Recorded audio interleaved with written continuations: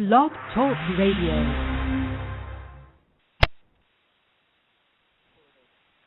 Hello and welcome to Leadership Strategies for Women Radio. My name is Ellie, and I'm a women's leadership speaker, writer, and coach. I'm also the founder and president of Leadership Strategies for Women. I work with and speak for companies, organizations, and associations that want to develop their emerging leaders into effective managers and executives. I also coach women who want to achieve more both personally and professionally. Through my speaking and coaching programs, I help individuals and organizations to develop leadership skills and set strategic goals that will help them to achieve their vision for success. To learn more, visit my website at leadershipstrategiesforwomen.com. Our guest is Julie Steinberg. Julie is a reporter for the Wall Street Journal, and she recently wrote an article entitled The 9 Rules Women Must Follow to Get Ahead. This article is the subject of our program today. Julie, welcome to the show. Thanks so much for having me. Really excited about having you on, and would love to kick off our interview with asking you a little bit about your background. Sure. I am a reporter for Fins.com, which is the finance career website from the Wall Street Journal, and I've been with Fins for about 2.5 years. Prior to that, I served as an intern for the Wall Street Journal, and before that, I was at University of Pennsylvania, where I studied political science and literary theory. Fabulous. And what inspired you to write the article, The 9 Rules Most Women Must Follow to Get Ahead? Sure. So on a typical day, I cover a lot about women on Wall Street, and across our verticals for Fins, we write a lot about women in tech, women in sales and marketing, and I had noticed that there seem to be so many mentorship programs at the large banks of how women should get ahead in their careers, and yet not many women have risen to the top in really intense industries like law or Wall Street or tech. So I wanted to examine ways that women could use basic tips to further their careers and basically delve into the root of why that wasn't happening. So I wanted to write the piece, talk to women who had implemented some of those strategies in their careers to serve as guidelines for others. Great. And as you did your research and you conducted the interviews for the article, did you learn anything that surprised you? I did. Speaking to leadership coaches, such as yourself, and speaking to the women who had climbed the career ranks, what I found was that most of the advice was pretty universal for men and women. And I'm sure we'll get into that in the next question, but what that advice is. But very basic rules such as promoting yourself and making sure you volunteer for tough assignments, those are basic rules that tend to be bandied about in workplace culture, and they are pretty obvious rules. What I found that was surprising is just the rate at which they're being followed. Men tend to understand instinctively that those rules are going to help them get ahead, whereas I think women are a little bit more reluctant because they've been socialized perhaps to not brag about themselves, not put themselves forward for that next assignment. So that is what I found surprising, just the reluctance to put themselves forward and take charge of their careers because their careers matter. Many women were raised in households where perhaps the woman stayed home and the men always worked, and I think we're experiencing a paradigm shift here, since the 70s, and we don't have a lot to show for it. So I was very interested in the dynamics within the workplace and within the home to see how more women could get ahead that way. Fabulous. So can you walk us through those 9 rules that women must follow to get ahead? Sure. Let's start with working hard. Doing excellent work is a baseline. If you don't produce great results, you're not going to attract the notice of top people at the firm. And I think everyone I spoke to pretty much agreed on this, that if you want to get ahead, you need to make sure that you master all the elements, all the components, as it were, of what a successful leader at the organization looks like. One of the women I spoke to, who is a vice chairman at BNY Mellon, which is a New York-based bank. She's one of the 3 women on the executive committee, and she knew to get ahead, she would need profit and loss experience. So she maneuvered herself, took a lateral move and made sure she got that experience so she could be promoted to the next step. And that was really important, ensuring that you know what you need to do to develop those necessary skills. The second one is, along that line, doing work no one else wants to do. The woman I spoke with was a managing director at Deutsche Bank, which is one of the top banks in the world, and she offered to take on a project that really nobody else wanted to do. And because she took it on and did well at it, she was able to attract the notice of the board. They made it a permanent position, and she was able to get promoted that way. So always being willing to take on assignments that no one else wants to do is a great way to get people to notice your initiative. Then you want to cultivate the people in charge. The first thing is to be able to distinguish between mentors and sponsors. Everybody talks about mentors. I think sponsors now are having their time in the sun too. And you need both, because mentors are going to be the ones who will guide your career, who will tell you what you're doing wrong, what you're doing right, whereas sponsors are the ones pounding on the table saying, oh yes, you must have her, we must promote her, she's fantastic. So knowing who to assign as a mentor and who to assign as a sponsor is a really key thing that I think not a lot of women realize they have to do. You're not always going to be selected by someone, and that's fine. If someone hasn't chosen you for a mentee, you just can go out and get a mentor yourself, and I think encouraging women to realize that they can do that. Knowing what you want and going for it, starting to realize that how you perceive yourself is going to be tantamount to how others perceive yourself. You need to go out there and ask for what you want, and there's that saying, you miss 100% of the shots that you don't take, and I think that's very apt. If you don't ask, you're not going to get it. Another saying like that I've always lived by is, he who hesitates is lost. If you don't go for it, if you don't ask for a promotion, ask for a raise, well, then you're not going to get it. The worst thing they can say is no. That's the worst thing that can happen. You want to promote yourself legitimately, which is the next rule.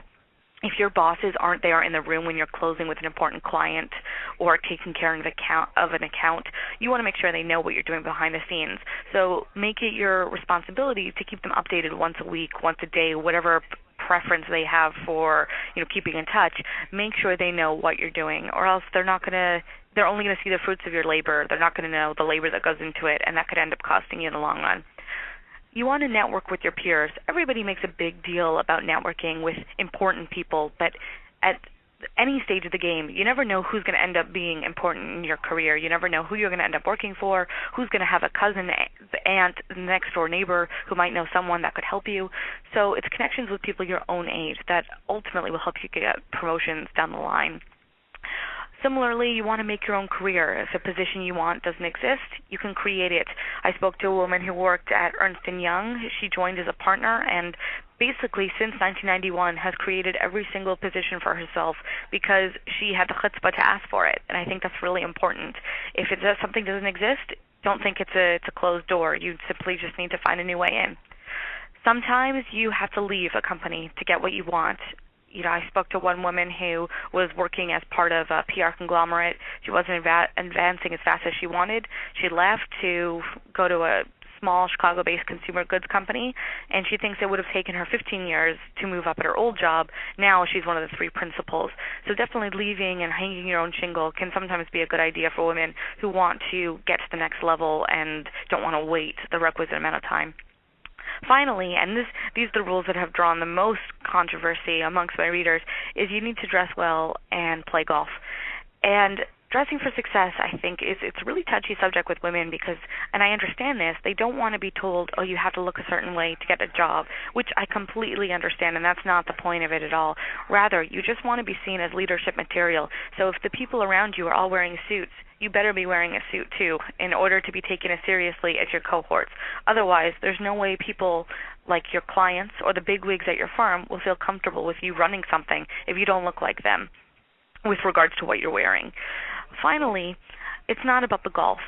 You basically want to take up any activity that can help you get ahead and help you, finagle your way into where the big wigs hang out. That happens to be golf for a great deal of corporate America, so that's why we say golf, and that's why the leadership coaches stress learning to play the game. It's a great way to get people to perceive you as an actual human being as opposed to just, a busy drone bee working in a cubicle. Great way to add personality to your disposition. So I think those are all the basic rules you want to keep in mind as you move forward.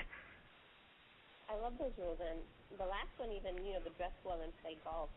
I understand why the dressing well can also be a little challenging for some people, but I think also that, just like you said, if the people around you are dressing in a certain way, it just makes you look like a team player when you're participating in the culture. And when you enter a company, every company has its culture. Exactly. It's almost like part of the uniform, right? So And, you know, and I always also tell my clients, you know, if you're not comfortable with a certain culture, if it's not for you, then maybe you need to leave and go somewhere else where the culture is going to suit you. Right, right. And that you see this in technology. I mean, if in all these tech startups you come in wearing a T-shirt and jeans because that's what it calls for, you're not going to get away with that at a law firm or an investment bank, and it's just really up to you what you prefer. And that's why I think it's really easy to say, you know, if you don't want to play the game, you don't have to. Go to a place where you don't need to dress like that. If that's going to affect your career and going to be serious, you know, it's going to stymie your movement forward, then don't do it.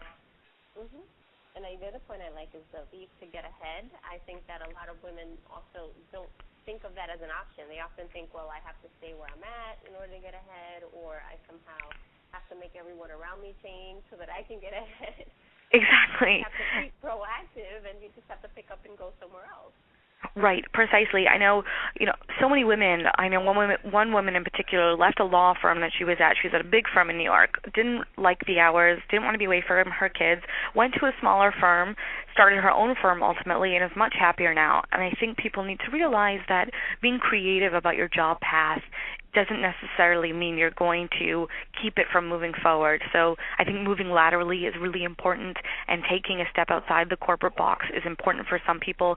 And it's not going to be a straight incline upward to where you want to be. You're necessarily going to move and hop around a bit on that career lattice. Great. And Julie, as a leader in your own right, have you faced any challenges as you were struggling to attain your career goals? So when I was an intern and started here, I think I was a little unsure of myself. I was a little nervous because, you know, I was young, I was 22, and I thought the organization appeared like a hierarchy because that's what I had assumed corporate America would be. And it took me a little while to realize that it didn't need to be that way, that if you put your hand up for an assignment, you could do it no matter what your age was. And I originally had a hard time calibrating that in my head because I thought, well, I'm only the intern. I don't have a right to give my opinion. I don't have a right to give input. And as I started to observe the people around me in an editorial meeting, for example, I realized that other interns were speaking up. Everyone else was giving their opinion. There was no reason for me to stay quiet in the corner because that's, as I'm sure you can tell, is already not my personality. You know, love talking. So I realized at that moment, you know, it was about 3 weeks into the internship, I said, if I want to impress these people, if I want to make friends and make connections, I need to start saying what I think about the issues of the day. And I was grateful that the organization I was working for, which is where I am right now, appreciated that input and appreciated feedback. That's, of course, not going to be everyone else's culture, but I think originally just starting out, graduating from college, it can be very easy to think that because you're 22, you don't have a lot to contribute yet. You need to put in your time. And while you do need to put in your time and you do need to pay your dues because everybody else has to, your opinion is just as important as someone else's, no matter how many years you've been in the organization. I love that example. It's really great. And how about in terms of a leadership strategy? You kind of shared one now in sharing your example of a challenge, but do you have any other leadership strategies that have helped you get ahead in your career? I do. Asking for informational interviews from everyone you see on the street or in a building or anywhere. The worst thing you can do is not ask, and everybody is really interested in talking about themselves. I mean, it's one of the most off-cited pieces of networking advice is, just ask someone a question. They love talking, and it's true. Every single time people want to talk about themselves. So in journalism especially, people know that you only get ahead and you only get assignments by meeting with everyone so they know who you are. So everyone's been in the position of being a 22-year-old, 24-year-old, 28-year-old, whatever it is, trying to cultivate the right people and trying to learn. So people are really open to that. So my advice would be just to ask people for, and not just my advice, but leadership coaches' advice, as I'm sure you can attest to, ask for informational interviews on how someone got ahead in their career, what they're up to now, how their career trajectory. We have a series at fins.com, which is a finance career website from the Journal, called How I Got Here, and it asks all of these top executives, like the former HSBC chairman, the former chairman of Deloitte, the accounting firm, how they got to where they are in their career, and I think everyone wants to talk about that, and you can learn a ton that way. Also, another thing I would recommend is volunteer for something, even if it doesn't exactly fit in your hen house. We because we're a site that we cover finance, sales, and marketing, and tech. There's the opportunity to write for other sites, and I'm not as familiar with tech because I tend to cover a lot of finance, but my boss has made clear that you should always volunteer to do something on another site because it stretches you, it encourages, fans your intellectual curiosity. So I would recommend telling people that you should always volunteer for something, even if it's not necessarily something you thought you were going to end up doing. You can always learn something new. Well, those are great tips, Julie. We really appreciate you sharing those. And how can our listeners get in touch with you or read more of your articles? Sure. If you want to go to fins.com, which is fins.com, you'll see all of my articles there. You'll also see them on wsj.com, so either one. And I'm on Twitter. My Twitter handle is jbsteins, jbsteins. And you can always feel free to email me. I'm at Julie, Julie, Steinberg, Steinberg, at wsj.com. And I love hearing from readers, love encouraging the discussion, so definitely feel free to get in touch. So, Julie, thank you so much for sharing your time and your expertise today. It's been a real pleasure interviewing you. Thank you so much for having me. It's been great chatting. And to all my listeners, thanks for tuning in. Don't forget to visit the newly relaunched Leadership Strategies for Women website at leadershipstrategiesforwomen.com. Until next time, God bless.